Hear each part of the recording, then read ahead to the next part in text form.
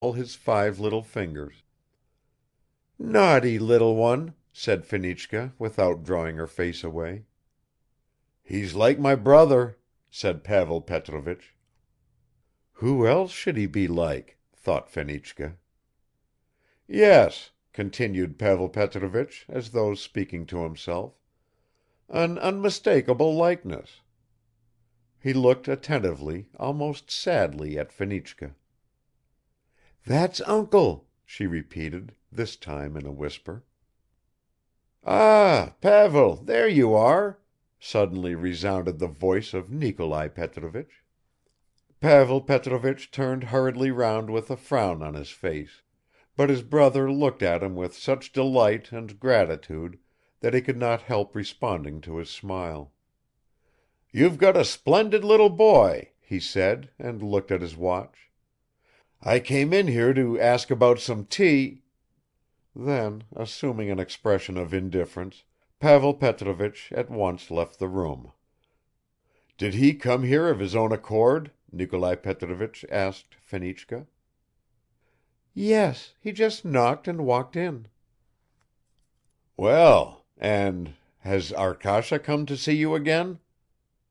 "No. Hadn't I better move into the side wing again, Nikolai Petrovich?" "Why should you?" "I wonder whether it wouldn't be better just at first." "No," said Nikolai Petrovich slowly, and rubbed his forehead. "We should have done it sooner." "How are you, little balloon?" he said, suddenly brightening, and went up to the child and kissed him on the cheek. Then he bent lower and pressed his lips to Fenichka's hand, which lay white as milk on Mitya's little red shirt. "Nikolai Petrovich, what are you doing?" she murmured, lowering her eyes, then quietly looked up again. Her expression was charming as she peeped from under the eyelids and smiled tenderly and rather stupidly. Nikolai Petrovich had made Fenichka's acquaintance in the following way. 3 years ago he had once stayed the night at an inn in a remote provincial town. He was pleasantly surprised by the cleanliness of the room assigned to him, and the freshness of the bed linen.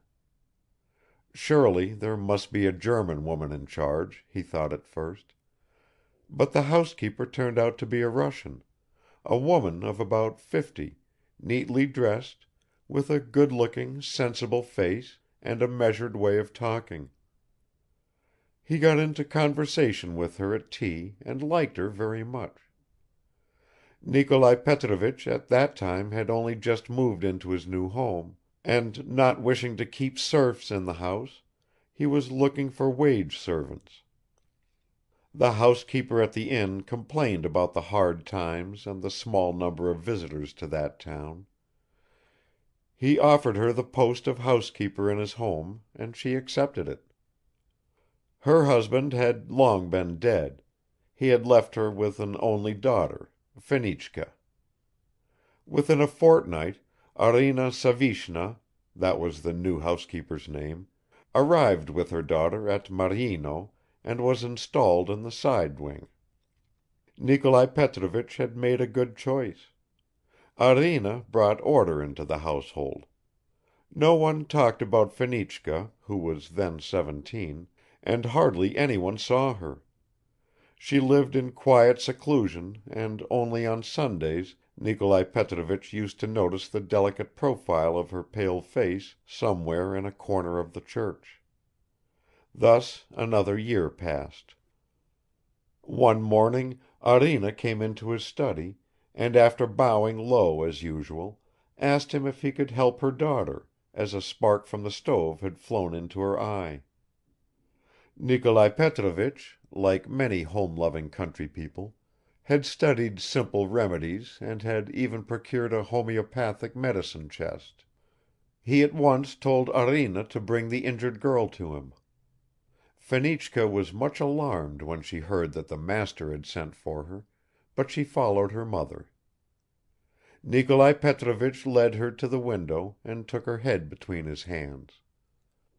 After thoroughly examining her red and swollen eye, he made up a poultice at once, and tearing his handkerchief in strips showed her how it should be applied. Fenichka listened to all he said and turned to go out. "Kiss the master's hand, you silly girl," said Arina. Nikolai Petrovich did not hold out his hand, and in confusion himself kissed her bent head on the parting of the hair. Fenichka's eye soon healed, but the impression she had made on Nikolai Petrovich did not pass away so quickly. He had constant visions of that pure, gentle, timidly raised face; he felt that soft hair under the palms of his hands, and saw those innocent, slightly parted lips through which pearly teeth gleamed with moist brilliance in the sunshine. He began to watch her very attentively in church and tried to get into conversation with her. At first she was extremely shy with him, and one day, meeting him towards evening on a narrow footpath crossing a rye field, she ran into the tall, thick rye, overgrown with cornflowers and wormwood, to avoid meeting him face to face. He caught sight of her small head through the golden network of ears of rye, from which she was peering out like a wild animal, and called out to her affectionately. "Good evening, Fenichka. I won't bite."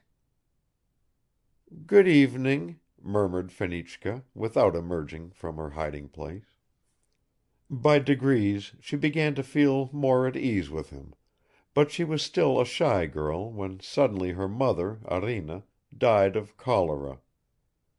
What was to become of Fenichka?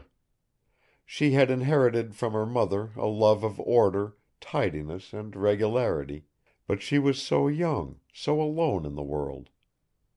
Nikolai Petrovich was so genuinely kind and considerate.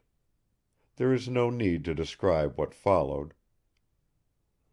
"So my brother came to see you?" Nikolai Petrovich asked her. "He just knocked and came in?" "Yes." "Well, that's good. Let me give Mitya a swing." And Nikolai Petrovich began to toss him almost up to the ceiling, to the vast delight of the baby, and to the considerable anxiety of his mother, who each time he flew upwards stretched out her arms towards his little bare legs. Meanwhile Pavel Petrovich had gone back to his elegant study, which was decorated with handsome blue wallpaper, and with weapons hanging from a multicolored Persian carpet fixed to the wall. It had walnut furniture, upholstered in dark green velvet, a Renaissance bookcase of ancient black oak, bronze statuettes on the magnificent writing desk, an open hearth. He threw himself on the sofa, clasped his hands behind his head and remained motionless, looking at the ceiling with an expression verging on despair.